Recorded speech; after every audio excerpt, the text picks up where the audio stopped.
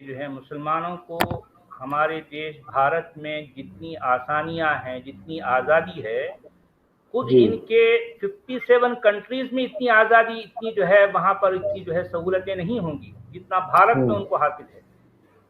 जी समझे ना?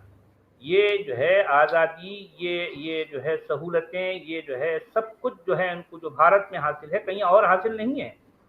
यानी एक छोटी सी जो एक हर गली मोहल्ले में एक मस्जिद होती, उस पर जो है जी दो दो बड़े बड़े भोंगे लगे होते हैं और उसमें जी दिन में 5 बार चीख चीख कर जो है वो जो है एक बूढ़ा सा खांसने खंगालने वाला मुअज्जिन जो है चिल्ला चिल्ला कर अजाने देता है और कोई जो है इस पर आवाज तक नहीं उठा सकता। यार ये तुम क्या कर रहे हो? तुमको जो है अगर मस्जिद में लोगों को बुलाना है तो आज के इस दौर में ये स्पीकरों की जरूरत क्या है? हर किसी के हाथ में मोबाइल है, घड़ी है, वो अपना वक्त देख कर आ जाएगा मस्जिद में। जी और इस बूढ़े फूसट को जो है तुम खड़ा कर दिया और वो चिल्ला रहा, सबकी जो है नींद हराम कर रहा है, समझो।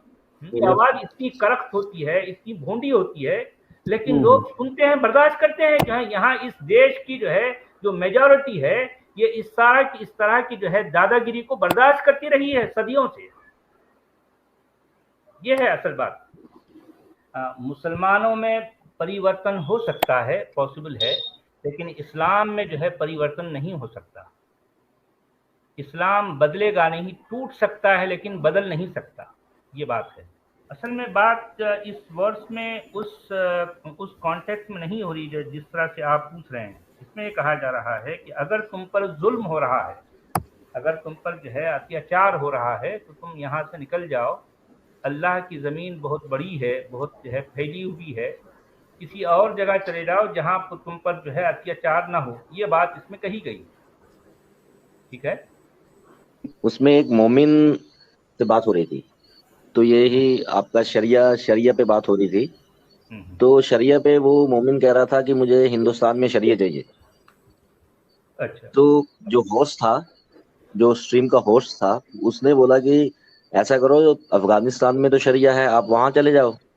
जी। तो मोमिन बोलता है नहीं, मुझे अफगानिस्तान नहीं, मुझे सऊदी जाना है। हम्म। हिंदुस्तान में उसे शरिया चाहिए, वो अफगानिस्तान नहीं जाएगा, वो सऊदी जाएगा। उसके बाद उससे क्वेश्चन किया उसने कि अगर जो मुसलमान शरिया नहीं मानता है, क्या वो सच्चा मुसलमान है? तो मेरा भी यही क्वेश्चन है कि जो मोमिन जो शरिया नहीं मानते हैं, तो क्या वो सच्चे मुसलमान हैं कि नहीं? नहीं, आपका क्वेश्चन मैं समझ नहीं पाया कि जो है आप एक्चुअल पूछ क्या रहे हैं। आप मैं ये शरीयत की पूछ रहा बात हूँ। कर रहे हैं। देखिए, जी शरीयत जी। अलग चीज़ है और कुरान अलग चीज़ है। आप ये पूछें कि जो मुसलमान कुरान को नहीं मानता, क्या वो मुसलमान है नहीं, इस तरह का सवाल करें। क्योंकि शरीयत जो है एक अभी तक जो है एक डिफाइंड कोई किताब का कुरान में नाम नहीं नहीं। है वो।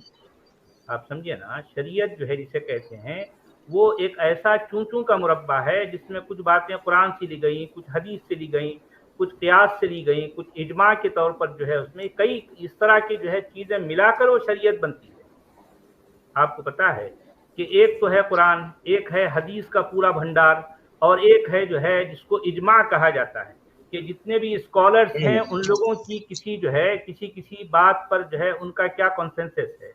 उसके बाद भी अगर कोई चीज नहीं निकलती तो उसको जो है कयास कहा जाता है। कयास कहते हैं हम अपने मन से, अपने जो है अपनी बुद्धि से कुछ बातों को सोचें। तो ये सारी चीजें मिलकर जो है जो चीज बनती है उसे कहा जाता है शरिया। ठीक है।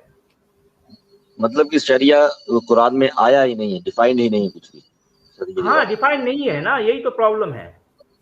अगर आप जो है कोई कहेंगे कि जो है कुरान पर जो है कुरान एक कानून की किताब है, तो उस पर जो है बिल्कुल ढीला ढाला मामला है, ढीली ढाली किताब है, उससे आप कोई चीज भी जो है कानून उससे बना ही नहीं सकते। तो फिर मुसलमान क्या करते हैं, हदीस की तरफ भागते हैं।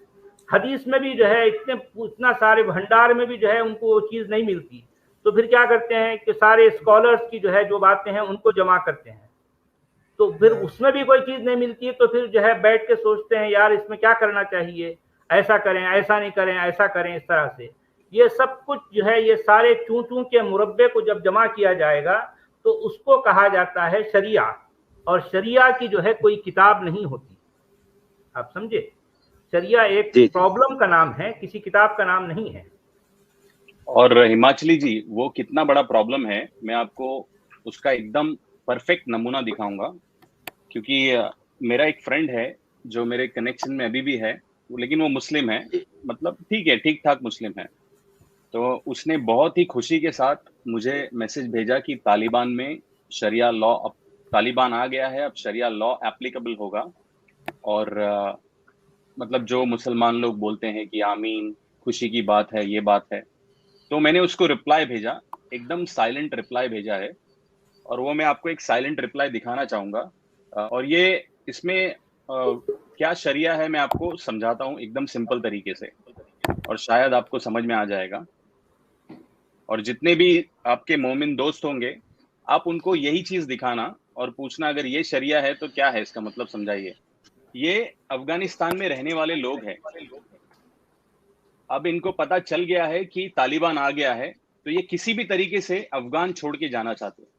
अब ये सारे मुस्लिम हैं, ठीक है, अब ये खुश होना चाहिए था क्योंकि शरिया अब आ गया है तालिबान के अफगान के अंदर, लेकिन यही मुसलमान लोग, अब तालिबान आ गया है, अब शरिया लगने वाला है, तो सब ये जो एयरफोर्स की जो फ्लाइट जा रही है यूएस के लिए, इसमें जगह नहीं है, इसमें लोग भर भर के अंदर, उसके बाद भी ये लोग जाने नहीं दे रहे। अब इसकी हालत ये होगी कि वो जो लोग बैठे हैं पंखे के नीचे, ये जब प्लेन उड़ेगा तो गिर के लोग मर गए हैं, ठीक है।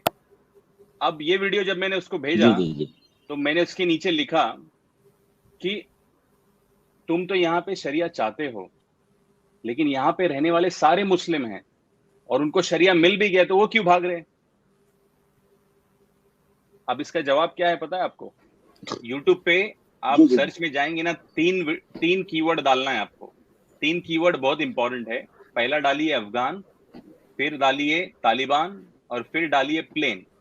और जो वीडियो आएगा, हाँ, जब तालिबान घुसा है अफगान के अंदर, तो वहां के जितने मुस्लिम 5 टाइम नवाजी है, वो देखो प्लेन के पीछे कैसा भाग रहे। उनको किसी भी हालत से अफगान छोड़ना है,